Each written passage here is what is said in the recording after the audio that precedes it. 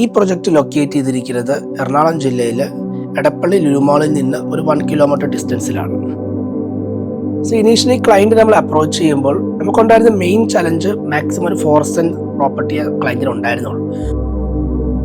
ഞങ്ങൾ 3 പേരാണ് ഈ വീട്ടിലുള്ളത്. അപ്പം ഞങ്ങൾക്ക് മെയിൻറ്റെയിൻ ചെയ്യാൻ പറ്റുന്ന, ഞങ്ങൾക്ക് എൻജോയ് ചെയ്യാൻ പറ്റുന്ന ഒരു സ്പേസ് ആയിരിക്കണം എന്നുള്ള ആഗ്രഹം ഉണ്ടായിരുന്നു.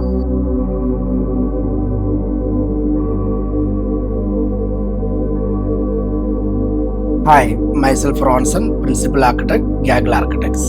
ഇനീഷ്യലി ക്ലയൻറ്റ് നമ്മളടുത്ത് അപ്രോച്ച് ചെയ്തപ്പോൾ അവരുടെ റിക്വയർമെൻറ്റിന് പറയുമ്പോൾ ഒരു 3 bedroom വിത്ത് 3 അറ്റാച്ച്ഡ് ബാത്റൂം, ലിവിങ്, ഡൈനിങ്, ഏതൊരു ഫാമിലിനെ പോലെയുള്ള നോർമൽ റിക്വയർമെൻറ്റ്സ് തന്നെയായിരുന്നു. പക്ഷേ ഈ ഒരു 4 സെന്റ് പ്രോപ്പർട്ടിയിൽ ഇതെല്ലാം കൂടാതെ ക്ലയൻറ്റിന് കോർട്ട്യാർഡും ലാൻഡ്സ്കേപ്പിങ്ങും കുറച്ചുകൂടി ഏറ്റവും മാക്സിമം ട്രോപ്പിക്കൽ ഫീലും മിനിമം 2 കാർ പാർക്കിംഗ് അങ്ങനെയുള്ള പല റിക്വയർമെൻറ്റ്സും ഈ ഒരു പ്രൊജക്റ്റിൽ നമുക്ക് വന്നിട്ടുണ്ടായിരുന്നു, which was actually challenging for us. Usually ഒരു അർബൻ പ്രിമൈസസിൽ വരുന്ന ലൊക്കേഷനിൽ പൊതുവെ പ്ലോട്ടിന് വിട്ട് കുറവായിരിക്കും, ഡെപ്ത് ആയിരിക്കും കൂടുതൽ. പക്ഷേ ഇവിടെ വന്നപ്പോൾ റോഡ് ഫ്രണ്ടേജ് മാക്സിമം ലെങ്ത് ആയിരുന്നു ഈ പ്രോപ്പർട്ടിക്ക് ഉണ്ടായിരുന്നു. അതിന് പ്രോസും കോൺസും ഉണ്ട്. മാക്സിമം എലിവേഷൻ കിട്ടും.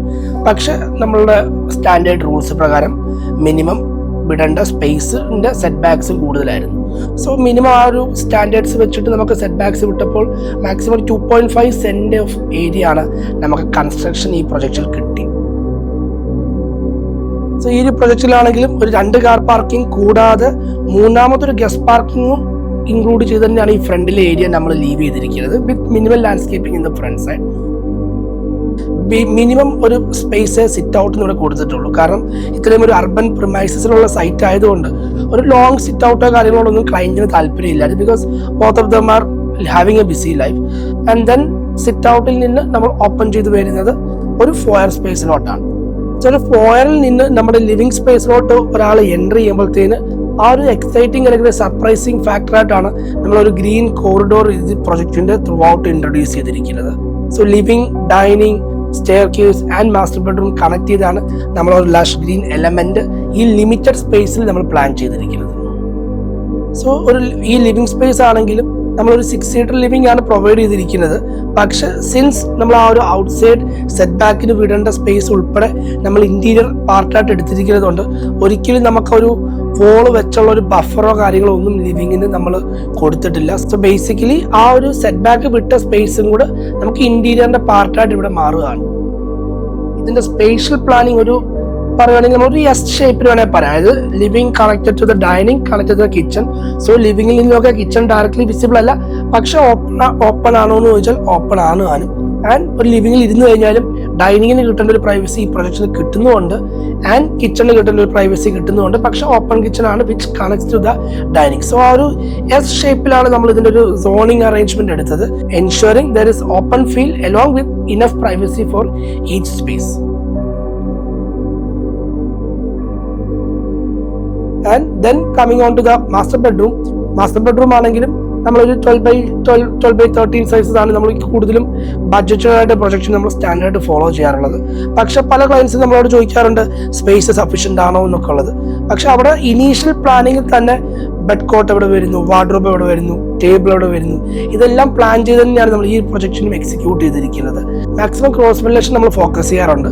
സോ അതുകൊണ്ടാണ് ഈ ഒരു പ്രൊജക്റ്റിൽ ഒരു ക്ലിയർ സ്റ്റോറി വിൻഡോ വിത്ത് ഒരു ഫുൾ ഹൈറ്റ് സ്ലൈഡിംഗ് വിൻഡോസ് ഇവിടെ കൊടുത്തിരിക്കുന്നത്.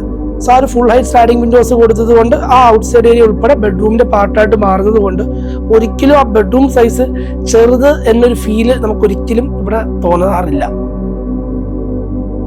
സോ പല പ്രൊജക്റ്റിലും സ്റ്റെയർ കേസ് ഒരു ഹ്യൂജ് ഏരിയ എടുക്കാറുണ്ട്. സോ പക്ഷേ ഈ ഒരു പ്രൊജക്റ്റിൽ ഏറ്റവും മിനിമൽ ഏരിയയിലാണ് നമ്മൾ സ്റ്റെയർ കേസിനെ പ്ലാൻ ചെയ്തെടുത്തിരിക്കുന്നത്, by giving winder step and all without compromising on the comfort of the access.